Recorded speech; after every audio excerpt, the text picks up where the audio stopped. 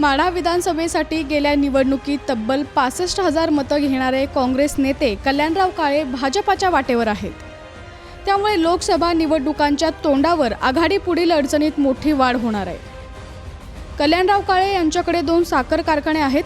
गेल्या विधानसभा निवडणुकीत राष्ट्रवादीचे आमदार बबनदादा शिंदे यांच्या विरोधात कल्याणराव काळे यांनी तब्बल 65,000 मतं घेत त्यांना अडचणीत आणलं होतं। आता काळे भाजपमध्ये गेल्यास संजय शिंदेंसमोरच्या अडचणीत ही मोठी वाढ होणार आहे। असं जागा बदलू नका सार।